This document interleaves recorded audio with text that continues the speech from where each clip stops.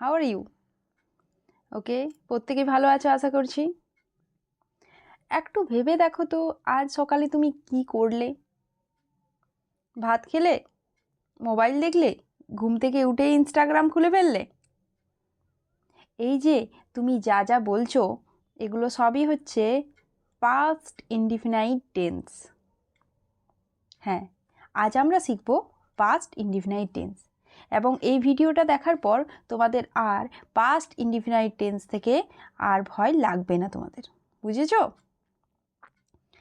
তাহলে একটা কথা বলি, ইংলিশ কঠিন না, ভুলভাবে শেখানো হয়। আর আজকে আমি তোমাদের ইংলিশটা বইয়ের ভাষায় নয় এবং কোনো টিচারের বোরিং স্টাইলেও নয়, খুব রিয়েল লাইফ এক্সাম্পলের মাধ্যমে শেখাবো। ওকে, রেডি? আচ্ছা, পাস্ট ইনডিফিনাইট টেন্স আমরা ব্যবহার করি কখন বলো তো? এগুলো ব্যবহার করা হয় কখন? অতীতে কোনো কাজ হয়েছে, এই জিনিসটা মনে রাখবে। এই হয়েছে ওয়ার্ডটা কিন্তু খুব ইম্পর্ট্যান্ট। কাজটা হয়ে গেছে, ওকে? কাজটা হয়েছে বোঝাতে। কাজটা শেষ হয়ে গেছে, আরেকটা কি বলো তো? কোনো কাজ অতীতে শেষ হয়ে গেছে, এই জিনিসটা বোঝাতে। আবারও এই কাজ চলছে না, কি হচ্ছে না? চলছে না। এই তিনটে জিনিস বোঝানোর জন্য আমরা কি ব্যবহার করি? পাস্ট ইনডিফিনাইট টেন্স ব্যবহার করে থাকি, তাই না? Past indefinite tense. তাহলে আমরা কি লিখতে পারি?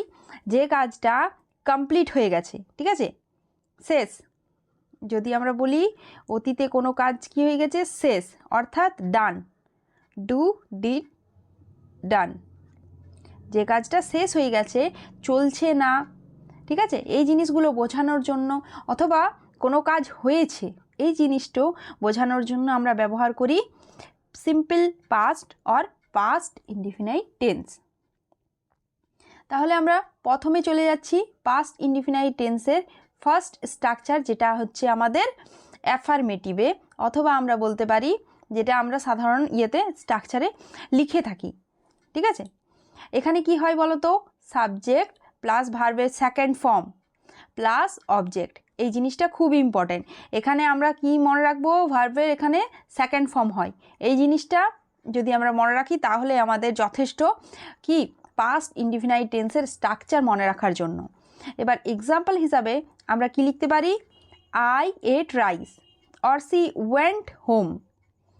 I ate rice, she went home. অথবা আরও লিখতে পারি we watched A movie. We watched A movie. বুঝতে পারলে? হ্যাঁ, এখানে কি হয়ে যাচ্ছে বলো তো? এখানে ভার্বের সেকেন্ড ফর্ম হয়ে যাচ্ছে। দেখো, ইট, ইটটা হচ্ছে ভার্বের ফার্স্ট ফর্ম, এখান থেকে হয়ে যাচ্ছে এট। Very good. তারপর হয়ে যাচ্ছে গো, গোয়ের সেকেন্ড ফর্ম হচ্ছে went, WENT। And watch, watch থেকে আমরা কি লিখতে পারি? ওয়াচ থেকে আমরা লিখে দেব ওয়াচড, WATCHED। অনেকে ভাবে স্যার ভার্ব তো ভুল হয়ে যায়। কখনোই না, তোমরা ভুল করবে তবেই না শিখবে, ওকে? ভার্ব ভুল হলে ইংলিশ ভুল হয়ে যায় না। তোমরা ভুল করবে আবারও শিখবে, ঠিক আছে? তাই জন্য ভুল করতে বন্ধ করো না, এবং তাহলেই শেখাও বন্ধ হবে না। তাহলে আমরা সেকেন্ড চলে যাই। সেকেন্ড যে স্ট্রাকচারটা আছে সেটা হচ্ছে আমাদের নেগেটিভ সেন্টেন্সের, ঠিক আছে? তাহলে নেগেটিভ বানাতে হলে আমাদের কি স্ট্রাকচার ফলো করতে হবে দেখো তো? এখানে কিন্তু একটা জিনিস মনে রাখার আছে, subject plus did not plus ভার্বের ফার্স্ট ফর্ম। মনে থাকবে? ডিড থাকলে ভার্বের ফার্স্ট ফর্ম হয়, ঠিক আছে? ডিড থাকলে আমাদের ভার্বের ফার্স্ট ফর্ম হয়, অথবা সিম্পল, ভার্বের সিম্পল ফর্ম হয়। ভার্বের সিম্পল ফর্ম হয়, সিম্পল ফর্ম, ওকে? এই জিনিসটা আমাদের অবশ্যই মনে রাখতে হবে। তাহলে আমরা দু একটা উদাহরণ লিখে নিই। এক্সাম্পল হিসাবে আমাদের কি লেখা আছে? আই ডিড নট গো দেয়ার। দেখো, গো এর কিন্তু এখানে ফার্স্ট ফর্ম হয়েছে। আবার আবারও আমরা লিখতে পারি she did not call me. Okay, এগুলো হচ্ছে আমাদের নেগেটিভ সেন্টেন্সের। আমাদের এখানে একটাই জিনিস মনে রাখতে হবে, ডিড অথবা ডিড নট থাকলে কি হয়, ডিড নট অথবা ডিডন্ট, এটার যদি আমরা শর্ট ফর্ম বলি তাহলে সেটা কেমনভাবে লেখা হয়, ডিড, এনের উপর একটা কমা দেওয়া হয় আর টি লেখা হয়, আর উচ্চারণটাও পাল্টে যায়, কি হয় বলো তো, ডিডন্ট, প্লাস ভার্বের যেটা হয় ফার্স্ট ফর্ম, এটা হয়ে যায় ফার্স্ট ফর্ম।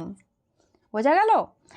আবারও নেগেটিভ সেন্টেন্সে দেখে নাও একবার, ডিড নট প্লাস ভার্বের কি হচ্ছে, ফার্স্ট ফর্ম হচ্ছে, I did not go there, she didn't call me.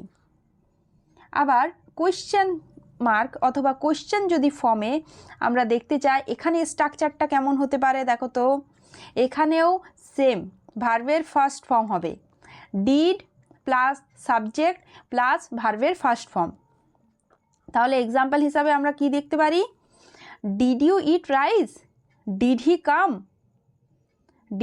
কাম, তাহলে ডিড থাকলে কি হবে, ডিড প্লাস সাবজেক্ট প্লাস ভার্বের ফার্স্ট ফর্ম, আর এখানে অবশ্যই একটা কোয়েশ্চেন মার্ক দিতে হবে যেহেতু এটা কোয়েশ্চেন ফর্ম। ওকে, তাহলে আমরা আরেকবার দেখে নিই যে কি কি ধরনের স্ট্রাকচার চেঞ্জ হলো। পজিটিভ সেন্টেন্সে ভার্বের সেকেন্ড ফর্ম, নেগেটিভ সেন্টেন্সে ডিড নট প্লাস ভার্বের ফার্স্ট ফর্ম, অ্যান্ড কোয়েশ্চেন যুক্ত শব্দে বা কোয়েশ্চেন ফর্মে ডিড প্লাস ভার্বের ফার্স্ট ফর্ম।